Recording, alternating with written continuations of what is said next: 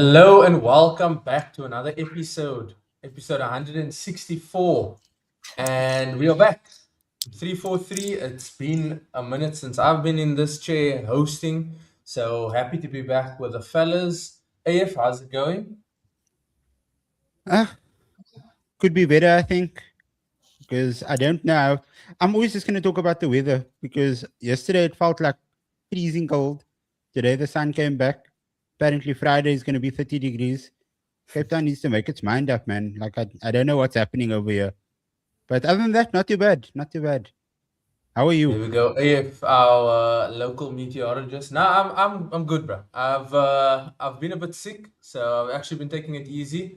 Now the sickness started before Sunday, so before anybody wants to put a theory in the chat saying did you get sick after the Arsenal City game? No, I was sick before.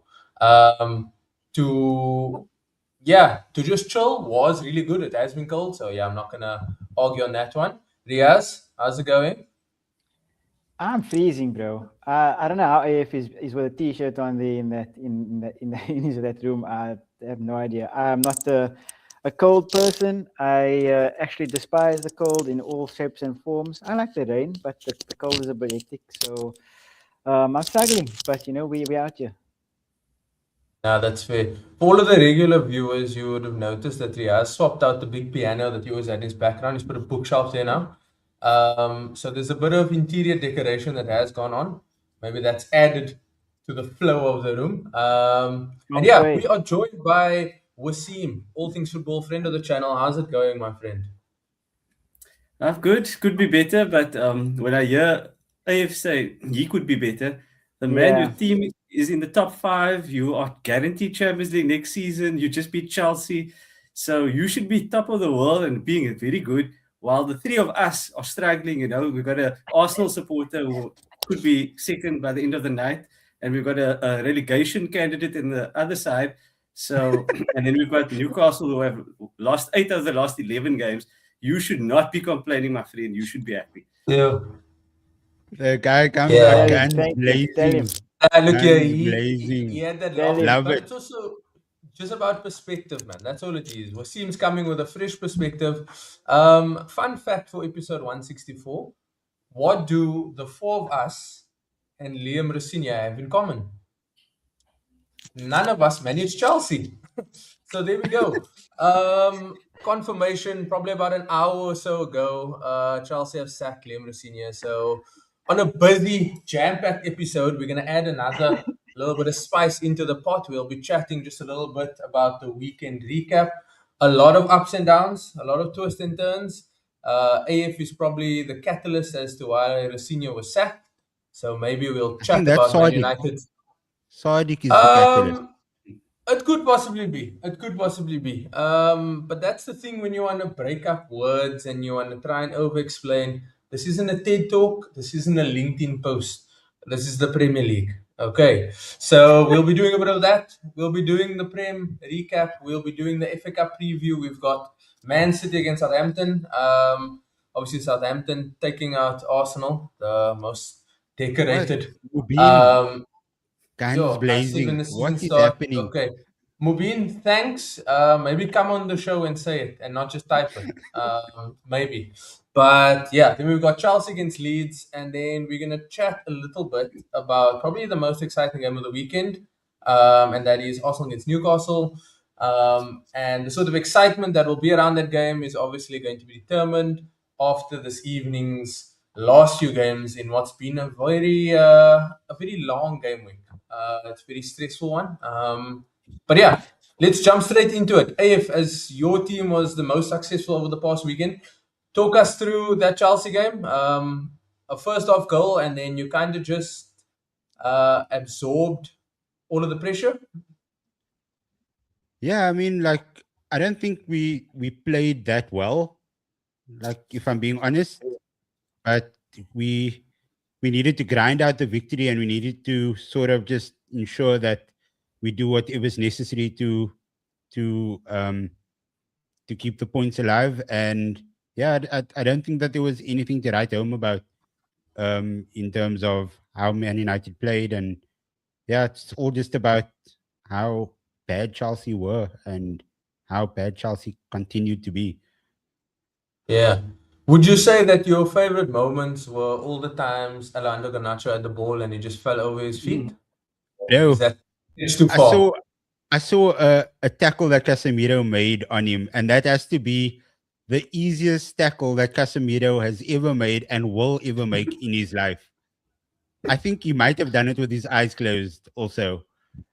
Yeah. And the fact that like every player was taking the mickey out of him after the game, Yeah. like a part of me, like literally like probably 0.01% of me felt a bit bad for Garnacho because how bad everybody was making him feel.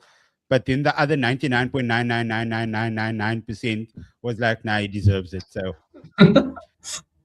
karma Yeah. is quite the bitch. I don't know if we can swear it on this, but yeah. Yeah, I'm not sure whether YouTube's gonna allow that, whether the subtitles gonna pick it up. But yeah, look, karma doesn't always come immediately, but when it does come, it's always sweet. It is always a dish best served. Man United play like Men United, 100% Ramiz. Please do Liam, follow eh? Rosenior on LinkedIn. Yeah, he's open to work. Hashtag open to work. So please do seek out one of those connections with him. Riaz, you smiling now, and sorry, this is the job of the host. I have to make you cry. Talk to me about Spurs and Brighton. So close, yet also so close to relegation. I, How was that game? No, we're not close, guys. We talked a little bit about this just before we went live. We need to get comfortable with not being close. We are in relegation, guys. It's real. It's happening. We're not close. We are in the zone. We're not close to anything. We're down at the moment. That's how it is. And It's only 2 points, man. It was a 2 minute difference between getting the win and then conceding that equalizer. The same way, it's only 2 points between you and West Ham. So it's still on, isn't it? Yeah, but like my good friend Dominic Toretto said, whether it's by an inch or a mile, winning's winning. A good friend. This My guy, good friend. you have him on Dominic speed Toretto. dial or something. I mean, that's just how it goes. And I mean, if you look at we have the most difficult running, maybe besides Forest. I think Forest also have a very difficult running. But and we haven't won all year. So I guess if you want me to look at the positives, I can try. We played the best football we've played the whole season, maybe, except maybe in the first two to 3 weeks of the season. Since the first 2 to 3 weeks, this weekend we played very decent. That's true, Ramiz. I fully accept that. They won a league and then went down. We didn't win a league and we're going to go down. So it's a bit hectic. But yeah, looking at the positives, we played decently, I suppose. And we want to play more. And when we're supposed to clear, it's just a mindset thing. And Dancer doesn't clear the ball and we concede in the last minute. So It was like we're a working it. schoolboy error though, eh? Yeah, it's unfortunate. And plus, he's been one of the good ones. You know, he's been unfortunately like he caught the brunt of it this week. But I still rate him. I would still want to keep him when we go down next season. He shouldn't take it. He should just take it on the chin. But yeah, hopefully this weekend we will play better. That's all I can hope for. Week on week to play better, and hopefully we'll win a game at some point this year. If not, maybe next season in the championship. Yo, I didn't want my friend to be this despondent, man. I actually might cut the show because that's not what I wanted. What stage is that on You wanted me to cry. the step? This What's is it called like? acceptance. Like step 4 or something, right? Acceptance, and then I don't know what the last step is actually on the 5 stages of grief or whatever it is. Wasim, before we get to Newcastle, not before, we'll be touching on Newcastle just a little bit later. Did you catch any of the other games? I know Villa Sunderland was a really exciting one. Even Liverpool Everton, just for Liverpool to win it at the end. Any key talking points before we just touch on Chelsea a bit more? Yeah, I think sort of with the weather as it was, I was at home quite a bit and watched or caught my eye on some of the games. And the Villa game was really interesting because they seemed to be in cruise control, 3-1 up, easing to 3 points. And then all of a sudden conceding 2 late goals and then looking like they could blow the lead and perhaps not win the game and allow Sunderland, who are also trying to chase for Europe, to get in. and maybe get a point or perhaps snatch it at the end, because there was still a few minutes after that.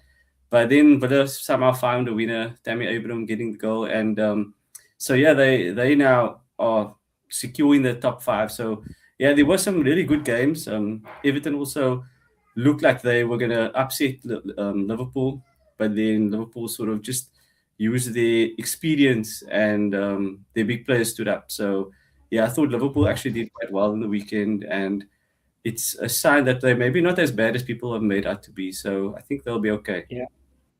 Yeah. Indeed. Yeah, the chance that Sunderland had at the end, I think it was 3-3, and that guy goes through and he tries a little dink, which could have definitely sealed it, right? Which I know we've seen probably not celebrating his rivals getting that win, but then Villa going the other way, Unai Emery peaking at the right part of the season to kind of get him into Champions League. Yeah, we had some comprehensive wins for Leeds. Leeds thoroughly giving Wolves the belt there. So that, if that wasn't the confirmation, then I think it was the fact that West Ham drew Crystal Palace, and then that was the final nail in that coffin. Nottingham Forest comprehensively beating Burnley. Hat-trick from Morgan Gibbs-White, which was ridiculous. One of those guys that, he's outside the main teams, but really performs. You kind of question whether if he goes to the bigger team, does he fall away into the crowd? Does he still stand out? It's maybe one to watch, depending on what Nottingham Forest do. And then, yeah, because it's been a double game week, we obviously had Chelsea play the one game. Chelsea played against United, they lost, but then they also lost against Brighton last night, 3-0 away from home. Oh, it was bad. And a clinical performance. And I think it was in the 37th minute, they pulled up the stat where Brighton were leading 1-0. They had about 7 chances, 4 on target. Chelsea had nothing.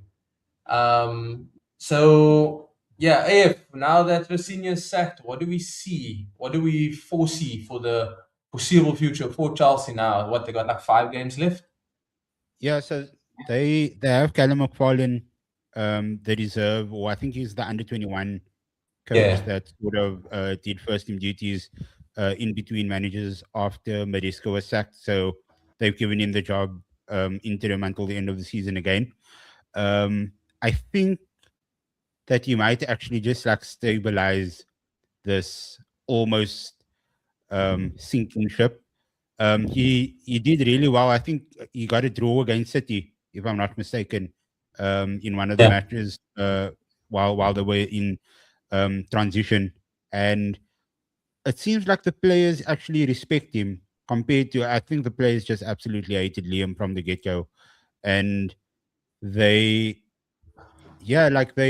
just seemed like they were on 2 completely different wavelengths for the most part. I think he got 8 wins in his first 11 games, and then everything just went downhill after that. And there was no buy-in from the players. The players just looked like they thought this guy was a crazy man, and it was just a pretty bad appointment from Bluco in the first place. Nobody really had any sort of optimism in it. The Chelsea fans, literally, they were against him from the offset, or at least every Chelsea fan that I've had conversations with, were against him from the offset. And yeah, it's just a very badly run football club. But I think Callum can get some sort of stability until the end of the season. Yeah.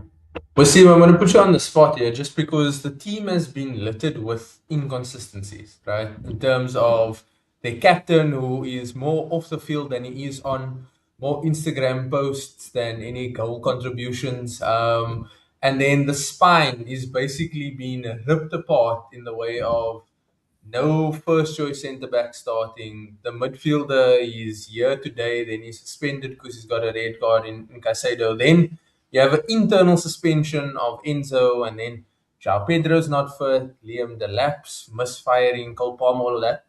For these next 5 games, you want somebody that's going to stand up and take the game by the scruff of their neck. Do you see any of those players being that sort of player, or are they just going to cruise out and actually they really run the risk of missing out on all Europe? Or maybe Sadik's favorite competition, the Conference League. Maybe they eventually get that one. Yeah, I don't think they'll turn it around completely. I think if they do win a few games, I don't think it's going to be enough to get them Champions League. The top 5 are sort of on a good run themselves and have a bit of a gap. So, and then again, Brighton are above Chelsea at this moment in time, and there are teams like Bournemouth and Brentford who could also go above Chelsea. So Yeah. I think Chelsea will be okay. They probably will secure Europe in some capacity, but I don't think they'll get top 5, which is something they desperately need as a football club, given the expenses and the way they are run. So yeah, I think they need to relook at how they do things, because I think they're too haphazard in the approach, and it's backfired already in the way they're going. They're going to miss out on Champions League, and I think the personalities they have within that team, a lot of the guys are like prima donnas. They think they're better than what they actually are, and there are Caicedo, for example, is a very good player, very talented player, and Cole Palmer, for example, but the others, they haven't really proved much, and yet they think they are that great. So yes, they won the Club World Cup, but I don't really take that tournament seriously. So I think that Chelsea have causes themselves with all the poor appointments and the all the transfers they've done. I think they don't need such a big squad. They need to refine the squad and the approach. So yeah, I think they've made this through their own doing, and let's see what they do. I don't think they will make top 5. I don't even think they'll make top 6 or 7, maybe 8. And they're still in the FA Cup, so perhaps something to salvage this season.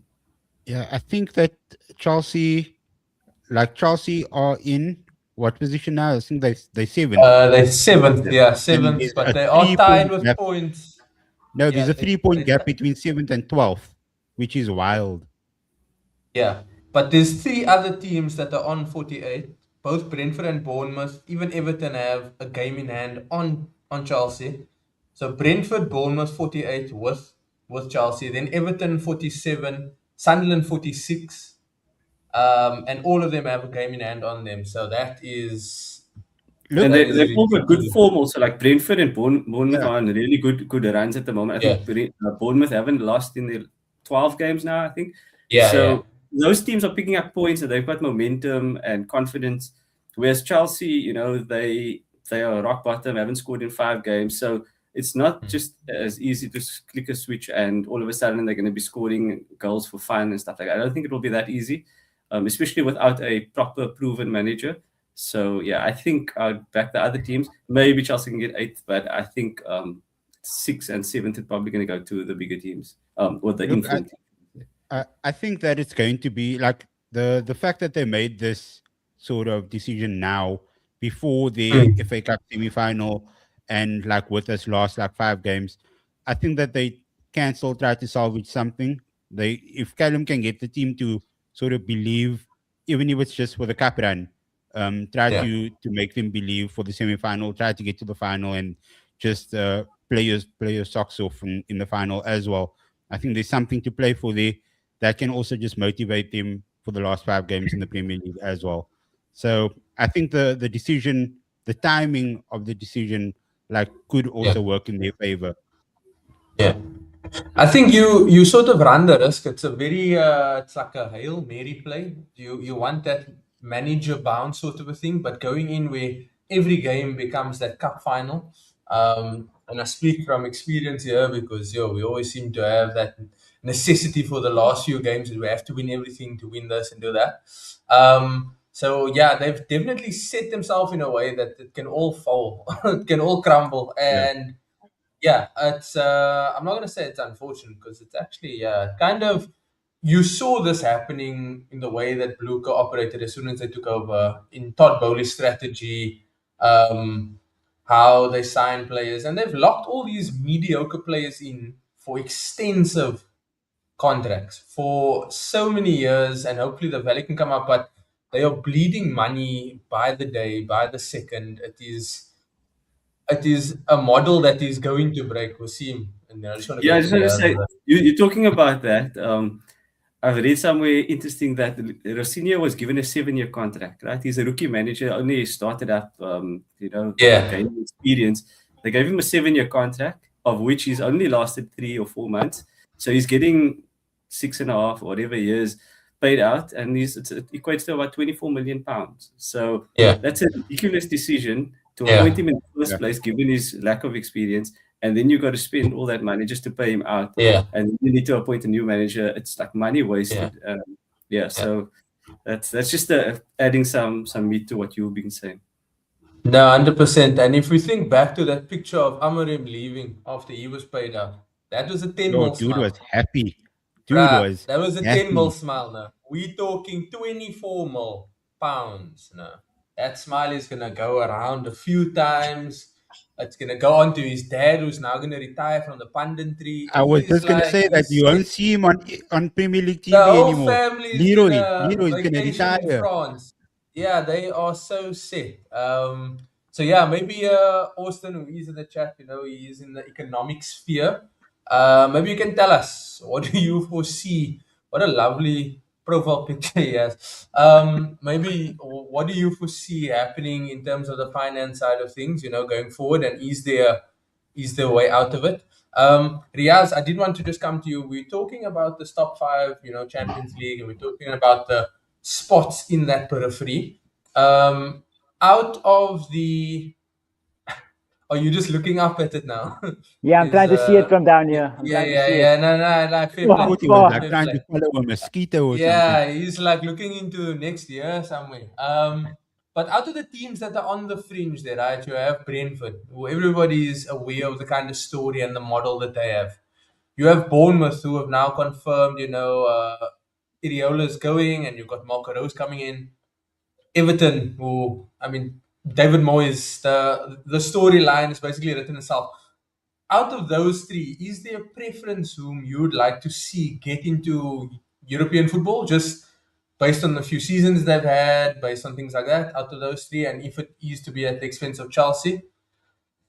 Yeah, I think it's difficult because I'd want between two of the 3, if I pick them because I like them more and because they deserve it more, I think that they wouldn't do as well next season, which is unfortunate. I mean, you look at Nottingham Forest now, you look at other teams in the past who've made it, who haven't really had the squad to be kind of doing that kind of playing week in, week out, twice a week, and then they kind of fall in the league phase at the end of it. So while I really would like Brentford and Bournemouth, especially Bournemouth, to make it, I think that if they do, it's going to be very difficult for them to keep up the good kind of form going into next season, especially with the manager leaving. I think it'll be really difficult. But I think they deserve it. I think they've sold well. They've recruited really well. I think they've played good football this season.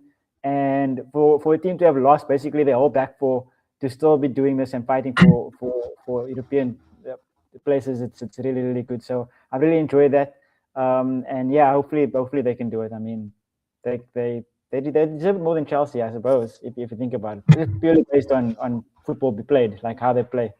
Yeah. On the flip side, you have Brentford, who's I think been a bit more consistent over the course of the season compared They're just to a bit Bournemouth. more boring for me. That's the only issue. They're just a bit boring. Yeah, but I'm just like thinking about they lost their manager, they lost their captain, they also lost a lot. 2 forwards that were the top 2 goal scorers last season.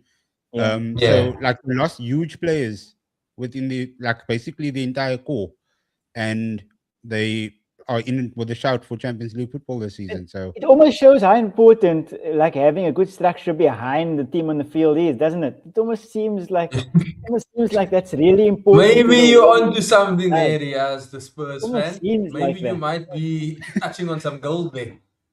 Yeah, I mean, if you look at it, it's just, I mean, objectively from the bird's eye view, it just makes sense, doesn't it? No, fair. Wasim, out of those 3, just quickly before we wrap up the section now, any team that you have a preference for to kind of get European football? Yeah, I'm with Riaz on that. It's Bournemouth, and I would prefer Bournemouth to get European football. I think they've been a real good model of a club. The manager announced before the season ends that he's leaving. It's on good terms. He leaves while everybody's happy. Then they replace him. They announce his replacement within a week or so. They're just a very well-run club. They sold Semenyo. They sold a few other big players during the course of end of last season, and they're still doing well. So I think they are such a well-run club. They can afford to let players go, but they've already got the plan that, okay, he's going to go. We're going to get this guy in, and those guys do well immediately. So I wish my club could take a leaf out of their book Same, because I think they same. really have done well. So I would like them to get Europe and as a reward for their fans and for the way the club is done around. So Yeah. those would be my preference. Nah, fair play, fair play. Guys, let us know. Obviously, Austin, you will say Chelsea, and that's fine. You are a Chelsea fan. You'd want him to get Europe. But if not, let us know between those three teams that are hanging around. I'm kind of writing off Sunderland, but Sunderland could be in that mix as well. So there's a few more, but out of the three, that were probably closest. Yeah, I was just going to say, like, we have a comment here, like it came like a few minutes ago from an account Okay. called All Boxed Up 2874, and he thinks that Perfect. there's a bug going on in London because it's all the London teams that sort of being affected right now. Okay. Interesting take on that, like what's happening in London at the moment. Yeah. He says objective view. So just from my point, I'd like to know who he supports, who they support. She, he, they, them. And yeah, I definitely think the powerhouses are falling, and it's becoming a more competitive. I think the London Powerhouses? teams that, yeah, well, there's more teams from London than there is from any of the other parts of England. Yeah, So but none of I'm them are saying that actually all of it. powerhouses. Think about it. Well, I mean, yeah, we got Arsenal who's the sleeping giant. You have Chelsea of recent years. I mean, Spurs won a trophy last year. West Ham won something. So there's, yeah. That's So good. That's good. yeah, I'm speaking more about the sort of the number of London teams and Yeah. how they all seem to. That's more the thing that I was going for. But yeah, it'd be very interesting to know who they support. And then yeah, please do let us know. Also, interesting thing, right? We talk about going to the transfer window coming up soon, and June is a busy time for players. Manager movement is going to be key. It's especially going to be key because there are a lot of good managers that are currently tied into international teams.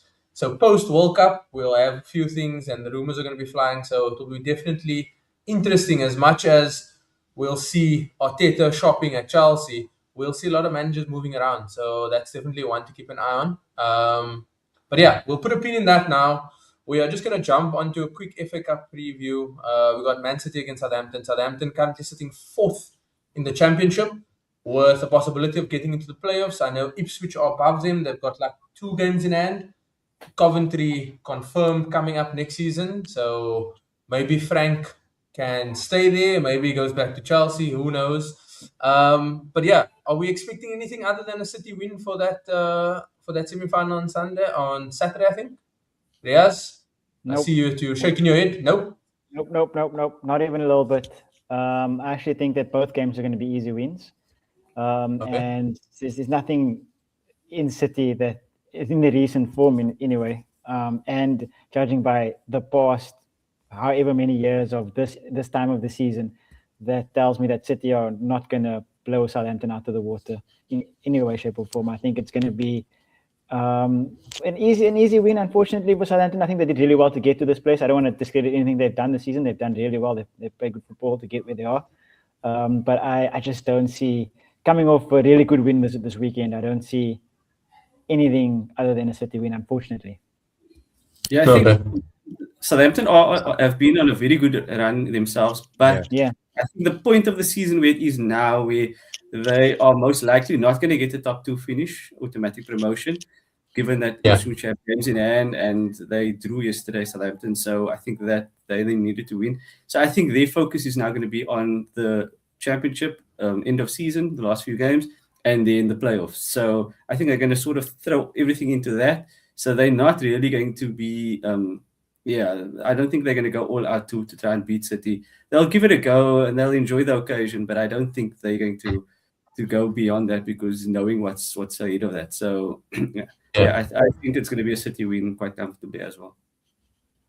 No, that's fair. AF, anything that differs this viewpoint? Are you an optimist? Are you thinking something's going to happen in the water there? I think that, like, we've seen so far this season, that when Guardiola sort of rotates his team, the second string isn't always as good as the first string team.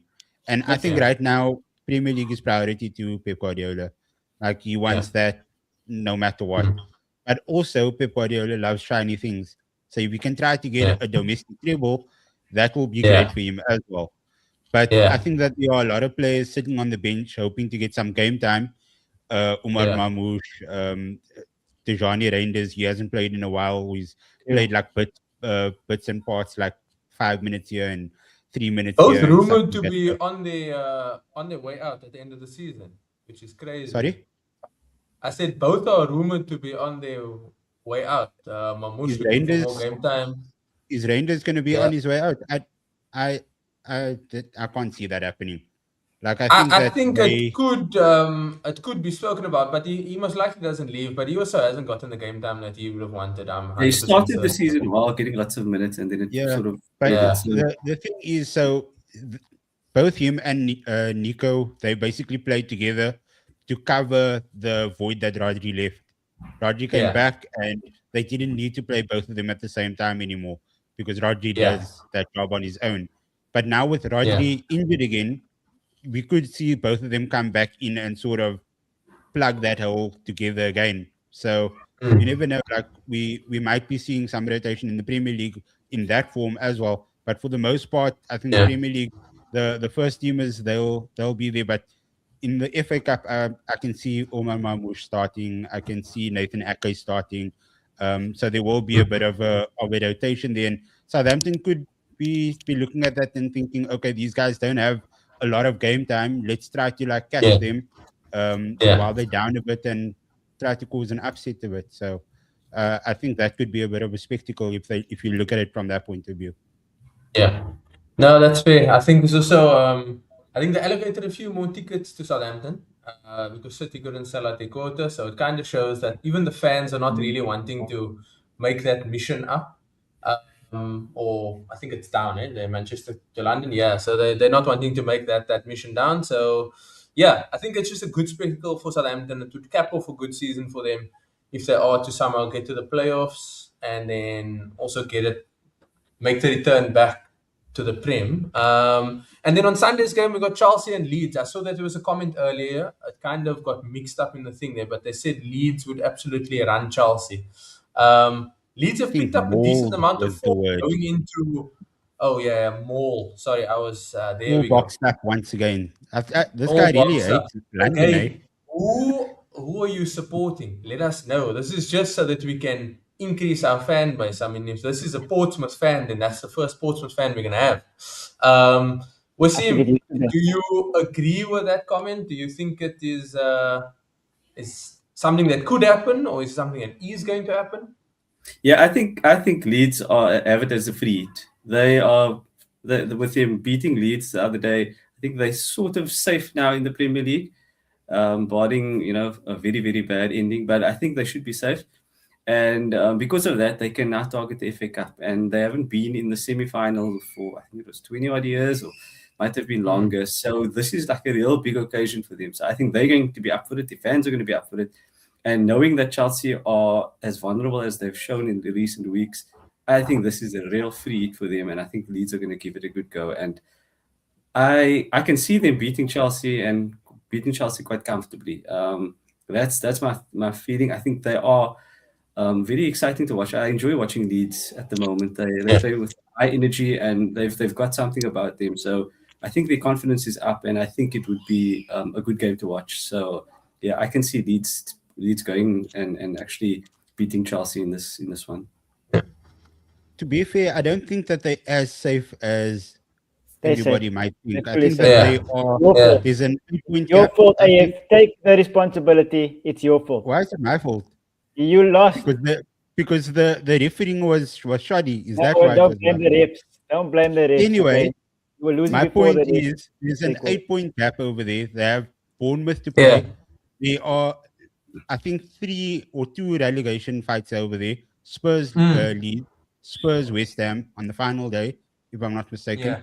They have Brighton as well. So these are all tough games. And I don't think that you can say that Leeds is safe yet because they have to overcome quite big obstacles. No, they've got Burnley as well. Burnley is the banker. Burnley at home. So I think Yeah, playing Burnley next week. Friday night at Friday. home, they'll Yeah, smash. Ellen They'll Road smash. is Burnley. gonna be So tough. that's the one that takes into 42 points, which I think is definitely going to make it safe. But that's the thing. You know, every season they say 40 points is safety in the Premier Yeah. League. I don't think That's that's actually going to be changing, the case eh? this Yeah. season. No, I it don't will be. think Spurs, no offense, Spurs are not going to get 7 points from the Thank last. you. I agree. They haven't won all Right. season. Yeah. Are you expecting them to Thank win 2 or 3 games out of their last 5? Someone that speaks They sense. might win 1 or 2, but I don't I- think they'd get up to 40 So, points. Wasim, did you watch the game against Brighton? They Or- played well. They were actually. They played good football. It's not like they were playing bad. And I mean, that's only Yeah. Zerbi's second game in We charge. still didn't win the game. It doesn't matter. Like I think Diaz, take the support, bro. So thank you so much. Diaz is defeated, guys. This guy doesn't want. You can't come back. I don't Once know. you go past, you can't come back from acceptance. You know what I mean? You can't go back up the stages of grief now once you get there. That's like, that sounds terrible. But let me just weigh in quickly on this Chelsea situation, on this Leeds Chelsea game on the weekend. I just want to say that I think Chelsea are going to win the FA Cup. Because it's just like a Chelsea thing, you know, to do badly in the league, to sack the manager, to play really badly, not scoring by many games, but somehow win a cup, some sort of silverware. It just sounds like a Chelsea thing to do. So I think they might actually beat City in the final. But I'm fully with Wasim by what he said about the way Leeds are playing. I think that performance against United was really good. I think they've been playing good football. I mean, Wolves are, bottom of the log, but they play really well to score as many goals against them. They play very high-octane football, and they're good to watch. So it's going to be a good game, but I think Chelsea will win it at the end of it, unfortunately. Okay. No, that's fair. Let's not fight here, gentlemen, please. Who's But fighting? thank you for your input. We're waiting for the next segment. We're waiting for the next segment. Yeah, no, that's what I'm saying. Let's not argue over whether Spurs are going to stay up. Yes, let's just accept that. Thank you. Spurs are going to stay up. Let's keep No. all of our fighting words for the next segment because clearly you guys are stewing. I can see AF's cap is burning. He has some things to talk about. Yeah, some things to talk about. But yeah, let us know. We're obviously not going to do predictions for this game. We kind of predicted who's going to win, but not specific score predictions. But please do leave a comment if you think anything's going to differ from what we've said. We do like that engagement. There's a few interesting comments in the chat, but we want to give the people what they want. Austin is only staying on here to see me crash out. So we'll jump into the last segment of the show, right? And that is talking about, we're going to talk about Arsenal against Newcastle. But to do that, we are going to talk about the games that have preceded this game. So we've got Newcastle coming into the game, probably not in the best form. I think winless in 4, if I'm not mistaken, Wasim. Not too blistering form. And then you have my team. Ooh. I don't know if they think they're at Ratanga and they're on a roller coaster because they've taken me up and down in this last few weeks. Also winless in 4, no? In the league, I don't think so. In the last 4, Sporting, the 2 cups, and this one that went past 4. 2 cups? No, what are you talking about? Did we play Sporting and beat them, and then we? Yeah, the second one was a draw. So in between your two losses, I could be okay, the Sporting win, then the Bournemouth loss, then the Sporting draw. Then you see, you have so much time now, and you still get the facts wrong. You just like Sky Sports, bruh. You just like Sky Sports. That's my ratio, you know. I can't see from down here. I have to ask questions. Okay, nice. Let's just jump to what the people... They don't want to hear me arguing about those sort of things, man. They want to hear me talking about the other stuff. Wasim, I'm going to ask you just about Newcastle, because we haven't had a Newcastle perspective in a while. We've obviously had Arsenal and stuff like that. The last few games haven't been good. What is happening, my friend? How are you feeling? Yeah, look, I think one of the questions in the comments was Eddie out. I am currently Eddie out. I just think that the squad, we've lost 8 out of our last 11 games, and the squad is not fighting for him anymore. I watched we lost the derby against Sunderland, which was a big deal because we lost the away fixture in December. So when we had the home fixture in March, everybody thought that we're going to rock up for that game and we're going to play and rectify what happened. And it never happened. We lost that game as well. And then I thought to myself, okay, we had the Barcelona hiding 7-3 or 7-2, whichever it was, whatever the final score was, precede the Sunderland game. So we had two heavy defeats. I thought, you know what, we're going to bounce back on after the international break, and we're really going to try and end the season well. We've got no distractions. There's only the league. And then we lost to Bournemouth, and we lost the game before that as well. So I just think that we just not, the players are not fighting for it. We played Palace, who played the Thursday night before. We played them on a Sunday, and we lost that game. But Palace basically rested Mateta, Wharton, and Sarr. They put him on the bench. They said, we've got Fiorentina. We are concentrating on that, and we are not going to take this game seriously.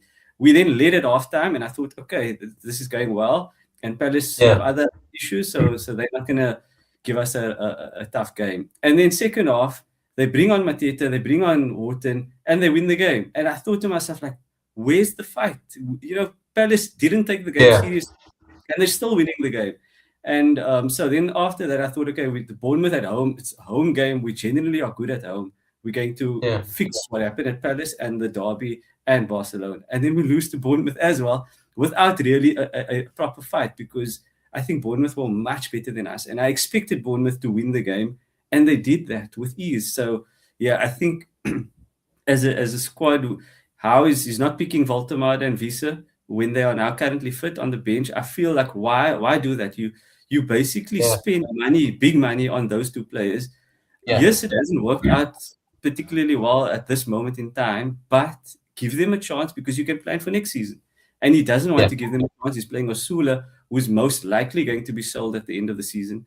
So I just feel like the players aren't fighting for him. He's making some very weird decisions, and the results are not going our way. So I think it's just been a downward trajectory for a while now, and I don't think he's able to turn it around. And that's why I feel that other clubs have changed managers and it's worked. So I think we, after 4 or 5 years of Eddie Howe, I think we now need to change and just try and move forward as a club, because I think we are not going forward as we're standing. Yeah, and like with our Champions League football as well, there's a lot of players that will probably look for the exit door as well. I saw Sandro Tonali, he is flirting with a move back to Italy as well. Real Madrid are also like rumored to be in for him. Bruno Guimaraes as well, he will probably look to go to a Champions League club as well. So I mean, those are your star players, your star midfielders, and it's sort of trying, like, not fully, but like going to start off from scratch again and like sort of a rebuild, because then a new manager comes in, he doesn't like 75% of the squad that Eddie Howe has built, and he's just gonna rip everything apart and go from the bottom up again. And I mean, then the process has to start from zero. So it's a critical few months for us as a club. But I've read somewhere today that the club are actually backing Eddie Howe. They said they're going to let him handle the rebuild, but it means that some players will be sold to make up for the rebuild. To facilitate that, to facilitate it. So which I feel is a bit interesting. I would rather try and keep your star players, get rid of the manager, and sort of build around your star players with the new manager. But the club are doing it the other way around. They want to keep their manager, I can understand you want to back him, but I think recent results and since the beginning of the year, I think the results have been bad. So it's not that it's a short period that he's going through. I think it's been quite a lengthy period now where we've struggled. So it's interesting, but there's going to be big change one way or the other. Players will leave, and it's going to be interesting because we said that Bournemouth and Brighton, they get through their players, quite a large chunk of players, move over during the season. But I don't think the way we run, I don't think we're that good at it. So I think that's going to be a big challenge for us. I think, correct me if I'm wrong, like I saw that PIF is pulling out of Live Golf. as they are. well, and Yeah. they are yet to make a decision on Newcastle as well. No, I So think from what I've heard, they are still committed to Newcastle, but where I think a lot of fans are still questioning is the fact that they announced that they going to make a decision on the stadium. I think it was more than a year ago, whether they're going to build a new stadium or they're going to expand St James Park. They haven't announced anything after that, so it does make you wonder, why are they delaying? Are they doing the homework and making sure every duck is in a row, or are they actually not committed and they therefore don't want to put the money forward for this project? So it does raise the question, but I don't think they'll sell now. I think they will sell Newcastle, but 5, 6, 7 years down the line. I think they do want to. When they took over the club, they wanted them to be a bit of a long-term investment. So I think they will stick to that. Live Golf was something they did, but I don't think they were as keen on it for the long term. I think they wanted it just for short to medium term. So that is what, and they're probably pressed into making a decision on that based on what's happened. So in that region. So I think that forced them to make a decision maybe sooner. But I think with Newcastle, I think they are a bit longer term. Invested in it. No, that's fair. That's fair. Okay, it's an honest summation of what Newcastle been going through. Riaz, before I give my thoughts, we obviously had a big game on Sunday. I'm asking, did you? You obviously caught the game. What are your opinions on that Man City Arsenal game? Let's start you there, then we'll go to AF, and then I can give some thoughts of my own. Yeah, it was interesting, actually. More interesting than I thought it would be. I think Arsenal played more than I thought they would, which is impressive, even though they didn't play enough still. I think the quality of City was undeniable at the end of the day, though. I think the way that they kind of used the fullbacks, and Arsenal still couldn't. I mean, if you look at the second goal, the way that the press was set up from Arsenal was unfortunate. And without the ball, it's supposed to be Arsenal's strength, right? To be able to cover you off, to be able to defend well. And that's where they unfortunately lacked for that second goal. They weren't coordinated enough. And I mean, City were just gorgeous to watch. I mean, Bernardo Silva, Rodri, they showed up that midfield really well. And Nico O'Reilly, man, he is going to be a star. I mean, if he's not already, he played an amazing game of football. He literally gave Doku the license to run at Mosquera one-on-one all the time. His movement was excellent. His ball carrying was excellent. And I don't want to say solely because there were a lot of outstanding players on the field, but he did really, really well in that game. And he was one of the big reasons that City won that game. And I want to actually, in looking at it the Arsenal perspective, I want to actually give a shout out to Mosquera because he came in with a very difficult job. And I think on the ball, I think Mosquera did a good job when Arsenal had the ball, because I think he allowed Arsenal to kind of keep the ball longer, and he also went forward. A lot of fullbacks against Doku and against City, they don't really venture forward. They kind of on the side of caution, whereas with Mosquera, playing a position that he's not normally playing, he's a centre-back. In playing that position, still offered something going forward, which I thought was really good from him, even though he struggled a lot going towards his own goal on the defence. But yeah, it was a good football game. I really enjoyed it. I think Arsenal should have buried a lot more chances. I think they should have maybe drawn the game even. But I think on balance, City were too good on the day. Hey, if looking at those two chances, specifically the Havertz first chance and then the one at the end, do you think if the game ends as a draw, it was maybe a free reflection of the kind of ebb and flow of the game, or was City always meant to win it based on how they performed in certain areas and certain periods of the game? I think based on the game as a whole, I think City dominated a bit more than Arsenal. So I think that the result is a fair one with him getting all 3 points. Like Ria said, there were so many outstanding players on that City team. Ryan Shirky, he just had a great time out. And I think my best player, apart from Nico O'Reilly, the best player in my opinion for City was Kusanov. I think that he was just amazing, and he's just been leveling up with every performance that he's been putting out. And he's a far cry from that guy that made his debut and he got substituted after making those mistakes. And he's just put his head down. He's gotten to work and He's made that right centre back spot. And when Ruben Diaz ends up coming back, he's going to have to work extremely hard to get that spot back from Kusanov. I think that must have been on the flip side. That must have been Zubimendi's worst performance that I've seen as an Arsenal player. I think that he lost his man quite a bit, like throughout the game. He didn't dominate that central spot like he normally does. He had a lot of passes going astray, and for the most part this season they looked to him to sort of dictate everything, because Rice would be the one running from box to box every game. Yeah.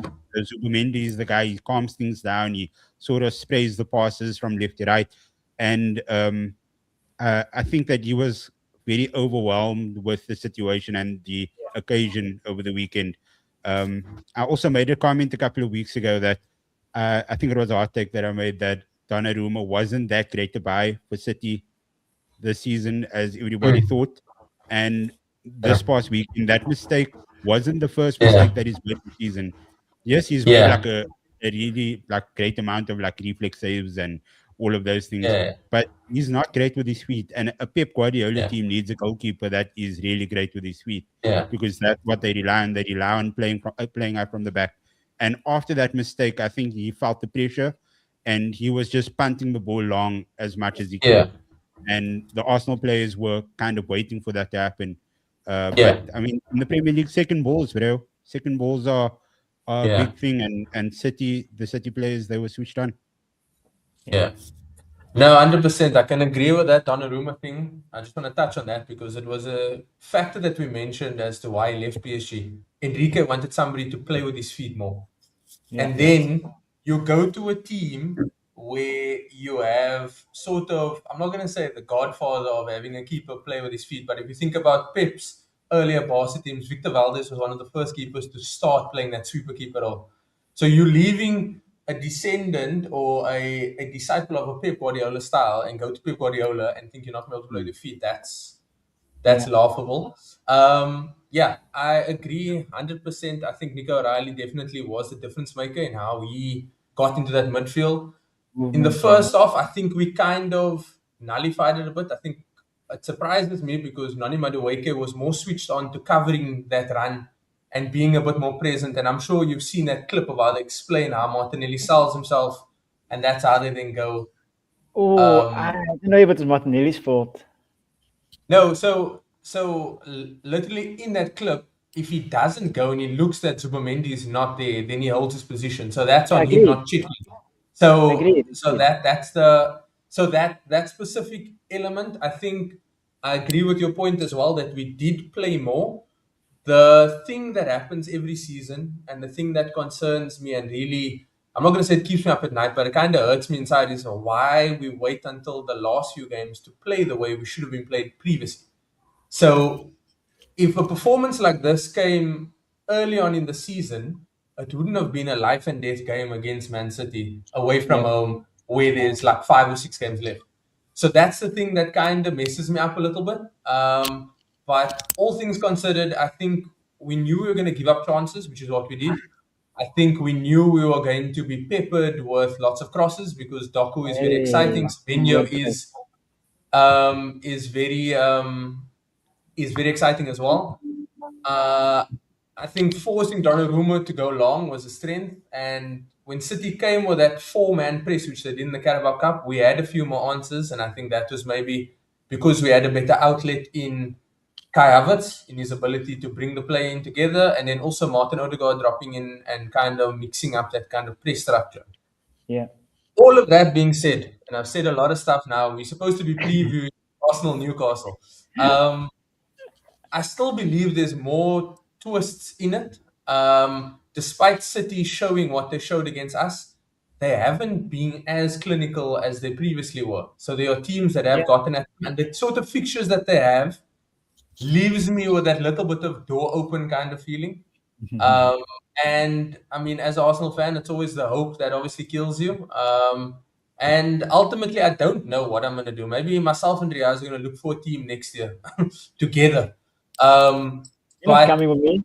Stay up Yeah, there. I'm not. But if we are going to go to Turkey, I heard Galatasaray give us a good VIP package, so maybe let's go there. Jane. Now Um, we're talking. but yeah, I think it's still all to play for, and it starts with a good comprehensive performance against a Newcastle team that is wounded. So that kind of segues into how we want to go into this next preview. I don't know if there's any comments. If I haven't really been checking, I see Asfar came in a bit late. Yeah, it's just as we're coming in with a bottless chat, so I don't know if you want to get into that or not. I can give him his time of day, not today. We'll talk about Liverpool dropping half a bill and really struggling to just about make Champions League. We can talk about all that, but we're now going to focus because we have a guest and he's from Newcastle, so we'll chat to him. But yeah, I think going into this game on Saturday, it needs to be a clinical performance. Obviously, City play tonight against Burnley. They go to Turf Moor. A win and a positive goal difference puts them first, which means we're going to be chasing them for the first time, I think, since maybe game week 1 or 2. So I think it was they won the first game, then Liverpool won, and then yeah, ever since like game week 7, it's been Arsenal. So yeah, I think it's going to be an interesting kind of flipping dynamic. And I think if I'm not mistaken, the Saturday FA Cup game is at 6:15. We play 6:30. So there's like, I'm not going to look into the psychology of it all, but if they win tonight, it kind of sets us up that we have to win everything, which we also knew. But yeah, we'll see. What are your thoughts coming to the Emirates? It's not been a very happy hunting around the Premier League specifically. I know Carabao, you obviously did beat us last season, but yeah, what are your feelings? And then if you have a score prediction for us. Yeah, look, I think we're going to lose badly. I just think the point where we're at now, we don't really have anything to fight for in the season. And we've got a few injuries. I think Anthony Gordon's not going to play. So I just think that we're going to succumb to immense pressure from Arsenal. I think Arsenal are going to want to make things right and just keep the pressure on Man City. So I think you guys will win quite comfortably. I'm going 3-0 or 4-0. I just think Arsenal didn't play badly against City. I think they actually gave quite a decent performance, and it was a good game to watch. So I think Arsenal will carry that on. Obviously, you do have the Champions League semi-finals coming up after that. So yeah, whether Arteta makes some changes, which might assist us because the players coming in might be not as sharp as perhaps your main first teamers. But I think you should have over enough for us. And I think a lot of our players also, they sort of playing towards the World Cup, trying to play within themselves to not get injured. Yeah. So I think things like that, when you're not fully committed, when you go half-hearted into challenges, I think there's only going to be one winner in that. So I can see it be quite comfortably for Arsenal. And Man City have tough games. So I think if Arsenal keep the pressure on, keep getting the points, this title race is not over, and that's what you guys need to do. You just keep yourself in the race, and for the first time, you might be a chaser instead of being the team being chased.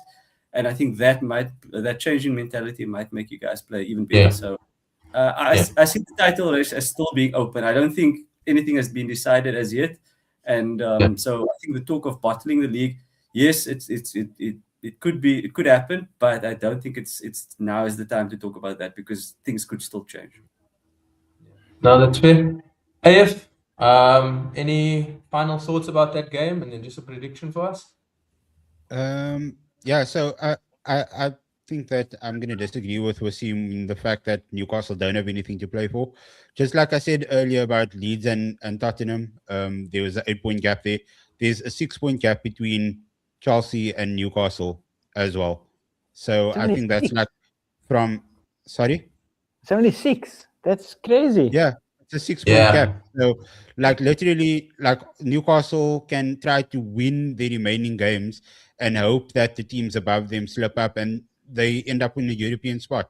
And I think any type of European spot will be some type of cash injection that Newcastle will be happy with, given how this season has sort of concluded. So yeah, like I don't agree with the fact that Newcastle don't have anything to play for. I do agree with the fact that there's a lot of players that's going to want to put themselves into World Cup contention. So they will be trying to go for something. But yeah, just on the fact of the league being over, the league is far from over. City's final games are tougher than Arsenal's final games, Yeah. and there's no way, man. There's no way. It can't happen again. It can't.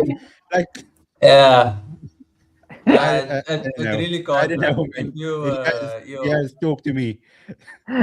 What do you mean? Arsenal not going to win the league, guys. Both teams are going to drop points still for the rest of the season. It's not going to be clean cut. It's going to be ooh ah, and it's going to go up and down. It's going to be cinema, as the kids say. You know, it's going to be good to watch at least for neutral. Kids. For you, How Jason, old it's are going to be you, difficult. bro? You kid yourself. It's gonna be Thank you. cinema. I appreciate that. But it's going to be good for us, for the neutrals. It's going to be hectic for Jason, unfortunately. But yeah, I think it's going to be box office regardless. I think it's going to be really cool. And the main thing is, hopefully Arsenal can step up the way that they're playing now. Like they've proved to themselves that they can actually play good football against the best ball-playing football, the best team that play the team that play the best football, whatever the tongue tie is. Yeah, it's if they can play some good football towards the end of the season, I think it's going to be really good to watch. So it's definitely not over, and both teams are going to drop points. And I actually think it's going to be a draw. I actually low-key think it's going to be a draw. And I'm going to go 2-2 because I like lots of goals. Jeez, Nah, it's been a that's while good. since you've been back on the fence, eh? Yes, I was Yeah, actually he was watching always the very like I was- one yeah.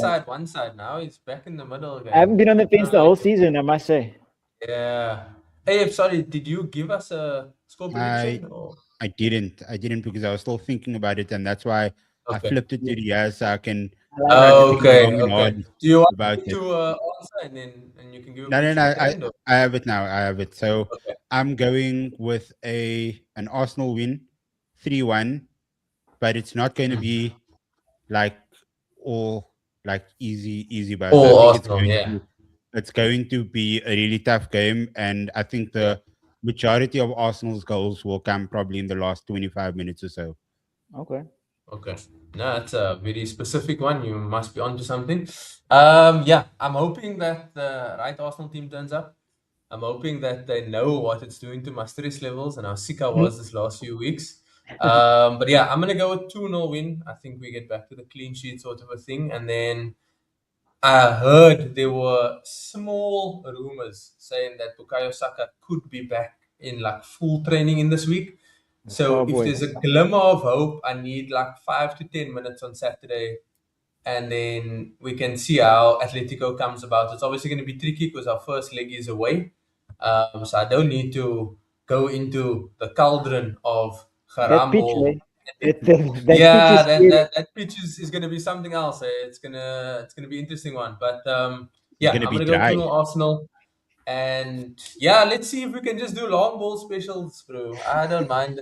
I think Arteta knows. He was coached by Moisey. He knows how to grind out the result. But yeah, that wraps us up. Wasim, where can the people find you? Anything interesting Wasim, on the give a horizon? prediction. Sorry. Yeah, I Wasim said 3 or 4 Yeah, now I to said it answer. was 3. Yeah, 3 or Just- 4. Yeah. Just look, I'm mainly on this team. So I'm mainly on X Twitter, Wasim Ibrahim, and just wanted to say that the last time I was on the show, I actually got my prediction right. I said 2-1 to Newcastle against Man United, and it happened that way. So I just wanna put that out there. But For the You want 3-0 AF to never Yeah. ask you to come back here again. Thanks for that. no, but bold also, play, bro. but AF mentioned the fact that there's a lot to play for in terms of the league. The problem is. The problem is on our side is that we've had so many opportunities this season. We were, I think, before the Sunderland game, we beat Chelsea and we beat Man United, and we could have gone into top 6 if we beat Sunderland and we lost the game. We could have gone into, I think it was 3 points off top 5 if we beat Palace, and we didn't win that. So I think we've had so many opportunities before, and to have missed the opportunity, and now to have to go to the top 2 team away from home where we genuinely struggle, not going to happen. So I just wanted to put it out, because I do think that in theory we have something to play for, but in reality, I think with the way things have gone, I think we don't. Yeah, no, it's an interesting fact. Okay, so just to make sure everybody can find him on X, don't go look for him at his house. He's not going to open the door for you. But yeah, definitely a factor to consider is players going to the World Cup as well in these last few games. I think Estevao's now completely out. I think he's got like a grade 4 hamstring tear, so he's not going to the World Cup. No. They said they said he'll make the World Cup. There we go. Yeah. There you have it. So yeah, also be aware of fake news. That's just something to take note of. AF, where can the people find you? At AF Parker 642 everywhere. I am giving away some Comic-Con tickets for next week, Thursday, day 1. So follow my account on Instagram, that's KKAF, and the rules are all there. And you might be able to score some freebies. There we It go. was bribery. There we Is go. it bribery? Is bribery No. work? Yep. No. Fine. AF is the okay. Everybody go to the Instagram page. I'm not gonna ask him for the rules. He's been very clear. Just ask him there.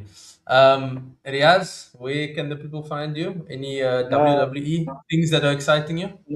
I actually missed WrestleMania this weekend, so that's a bit sad. Did you sleep through it? Oh, shame. If actually missed it on shame. Thursday. We were supposed to do a Jeez, podcast big Friday. one, I forgot about it, and I missed night 1 completely, and I had to record night 2. Still haven't watched it, so I've been bad this week. I've been bad. This guy. Other than that, follow the channel, please, if you can, and give us a like if you're still here, if you please. Yeah. Look here, if you stayed this long and you haven't liked, shared, or subscribed, then I think there's bigger concerns, and we'll ask different questions about you. But yeah, I'm at Jason_Ronnie, and we are at Sportycast on all the major social media platforms. A follow goes a long way, a like, a share. We don't know who's going to see it, but if it's through your mobile, we also won't know, but we'll thank you for it. So yeah, just keep sharing, keep liking. Everybody in the chat, it's been a pleasure. Thanks for tuning in. And yeah, we'll be back next week. Same time, same place. We out.